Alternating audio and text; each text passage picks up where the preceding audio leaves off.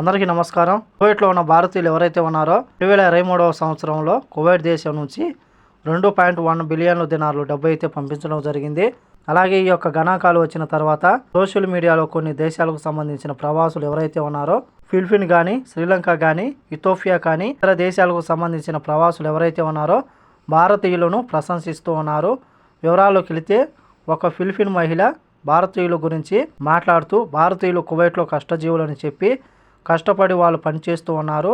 నేను కువైట్లో వీధుల గుండా వెళ్ళినప్పుడు వాళ్ళు సూర్యుని కింద పనిచేయడం నేను గమనించాను. అలాగే కువైట్లో ఉన్న ప్రతి ఒక్కరు భారతీయుడికి నా యొక్క శుభాకాంక్షలు తెలపడం జరిగింది. కువైట్లో ఎక్కడ చూసినా సరే భారతీయ కార్మికులు పనిచేస్తూ ఉంటారు. అలాగే నేను వీధుల గుండా వెళుతూ ఉన్నప్పుడు వాళ్ళు ఎండకు కష్టపడి భవన నిర్మాణ రంగ కార్మికులు ఎవరైతే ఉన్నారో కష్టపడి పనిచేస్తూ ఉంటారు.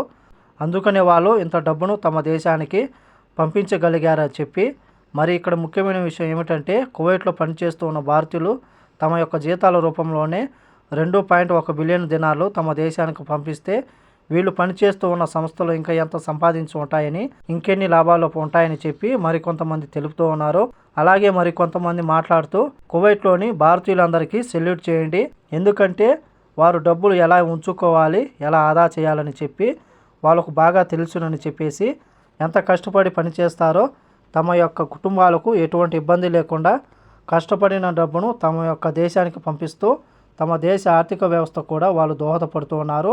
ముఖ్యంగా ఫిలిపిన్ మహిళ ఎవరైతే ఉన్నారో ఆమెకైతే ప్రత్యేక కృతజ్ఞతలు, ధన్యవాదాలు తెలుపుకుంటూ, ఎందుకంటే కువైట్లో ఉన్న భారతీయులు కష్టపడిందే అంత డబ్బు ప్రవాసులు ఒక దేశానికి పంపించారని, ఎప్పుడైనా రోడ్డు మీద వెళుతూ ఉన్నప్పుడు కష్టపడి సూర్యుని కింద మంచి ఎండలో కూడా వాళ్ళు కష్టపడి పనిచేస్తూ ఉంటారని చెప్పి ఆమె అయితే తెలపడం జరిగింది.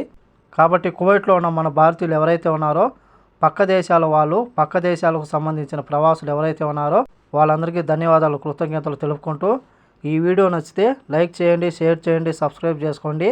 నెక్స్ట్ వీడియోలో మళ్ళీ కలుద్దాం. జై హింద్.